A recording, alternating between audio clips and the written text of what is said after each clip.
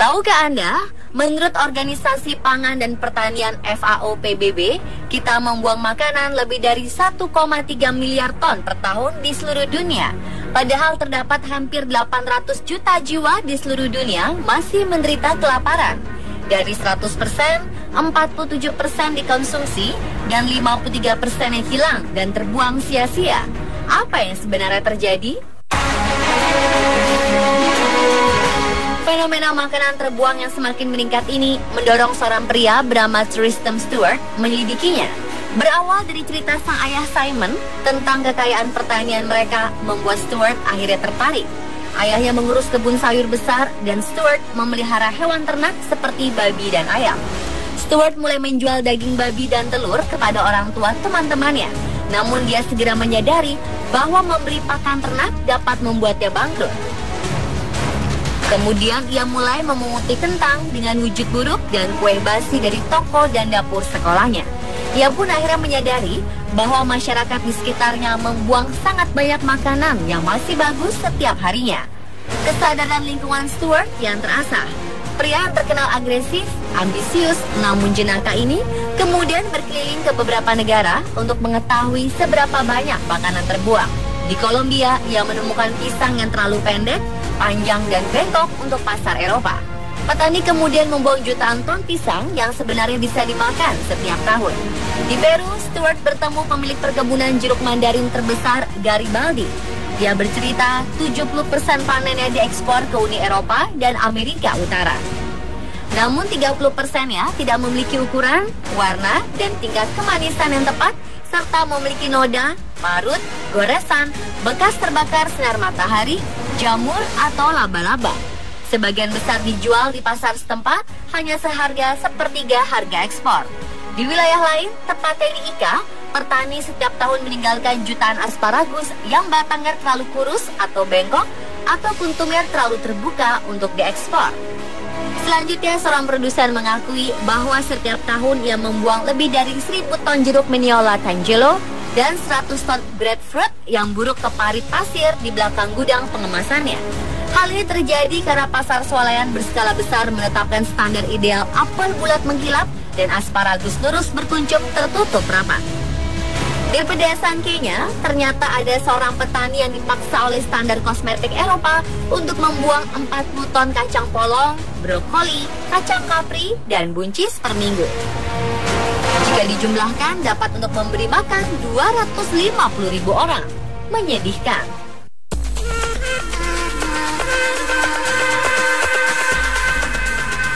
Membuang makanan ternyata berdampak buruk bagi lingkungan. Menghasilkan makanan yang tidak dikonsumsi seperti biskuit atau sosis, sama halnya dengan menyanyiakan air, pupuk, pestisida, bibit, bahan bakar, dan lahan yang dibutuhkan untuk menumbuhkan tanaman. Dan yang mengejutkan, di seluruh dunia, produksi makanan yang terbuang dalam setahun menghabiskan air sebanyak setahun aliran sungai Volga, sungai terbesar di Eropa. Dan jika diibaratkan negara, limbah makanan akan menjadi penghasil gas rumah kaca terbesar ketiga di dunia setelah Tiongkok dan Amerika Serikat.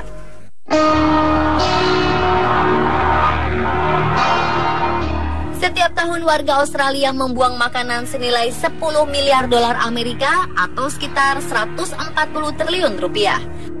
Sekitar 20 hingga 40% buah serta sayuran ditolak sebelum mencapai pertokoan karena tidak memenuhi kriteria standar dan spesifikasi bentuk yang dikehendaki supermarket.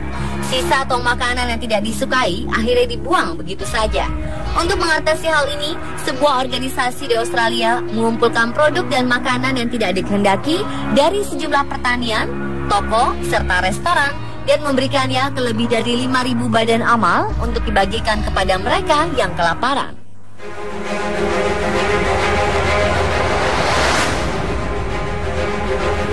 Di Malaysia, makanan yang terbuang terbanyak saat bulan Ramadan tiba. Perwakilan Asosiasi Konsumen Muslim Malaysia, Datuk Nazim Johan mengatakan, makanan seharga hampir 9 miliar ringgit Malaysia atau setara dengan 31,85 triliun rupiah terbuang percuma dan membuat harga kebutuhan pokok di pasar meningkat. Menurutnya, banyak warga terjebak dalam budaya makan yang berlebihan namun akhirnya terbuang percuma. Ia juga mengkhawatirkan kebiasaan ini akan merusak masyarakat. Tak hanya penjual biasa, makanan yang disajikan di hotel dengan lebih dari 100 menu makanan juga sangat disayangkan karena pada akhirnya jika tidak termakan akan terbuang. Menurutnya, masyarakat di Malaysia telah menciptakan budaya yang tidak dapat diterima. Ia juga meminta pihak berwenang harus menegakkan peraturan terkait fenomena ini karena ternyata masih banyak warganya yang mengalami kelaparan.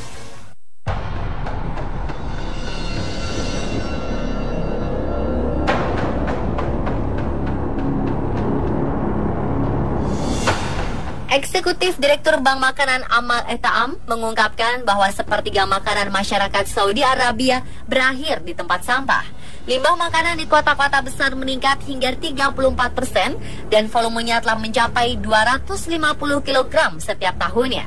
Karena hal ini semakin memprihatinkan, pemerintah pun mendukung Bank Makanan Amal Etaam untuk dapat memaksimalkan kelebihan makanan tersebut dan menyalurkan kepada orang-orang yang lebih membutuhkan agar lebih bermanfaat.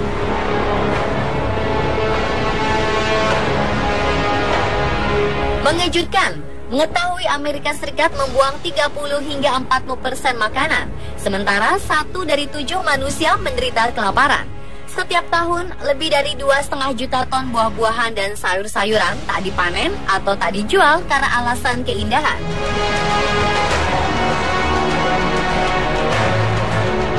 Untuk mengatasi masalah makanan terbuang, supermarket bernama Daily Table menjual dengan murah buah-buahan dan sayur-sayuran yang akan dibuang karena sudah matang namun belum membusuk. Mungkin ini bisa menjadi solusi dari kelaparan dan makanan buangan. Jika kita mengurangi pembuangan makanan, mengubah pola makan kita dengan mengurangi daging dan produk susu, lebih sedikit mengubah panenan bahan makanan menjadi bahan bakar nabati, dan memberdayakan lahan berperforma buruk, kita mungkin akan mampu memberi makan lebih dari 8 miliar manusia berpola makan sehat. Lalu apa lagi bisa kita lakukan untuk mengurangi pembuangan makanan? Saat Anda berbelanja di toko atau supermarket, usahakan mengambil keputusan dengan hati-hati tentang jenis makanan apa dan berapa banyak yang sebaiknya dibeli. Selain itu, beli makanan beku yang lebih sedikit terbuang dalam perjalanan dari pertanian ke toko atau supermarket. Akan lebih baik jika Anda membeli bahan makanan di pasar petani lokal. Selain lebih murah dan segar, Anda akan membantu perekonomian petani lokal.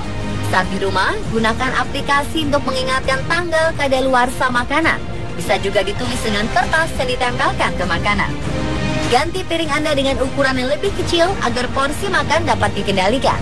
Usahakan untuk tidak membuang makanan yang dalam pengadaannya menghabiskan banyak air seperti daging. Dan jika Anda sedang makan di sebuah restoran, minta pelayan mengangkat kembali makanan tambahan yang tidak akan dimakan. Jika ada sisa makanan, bawalah makanan tersebut pulang. Jika Anda merasa masih terasa kenyang dan porsinya terlalu banyak, berbagi hidangan dengan pendamping akan membantu Anda mengurangi pembuangan makanan sia-sia.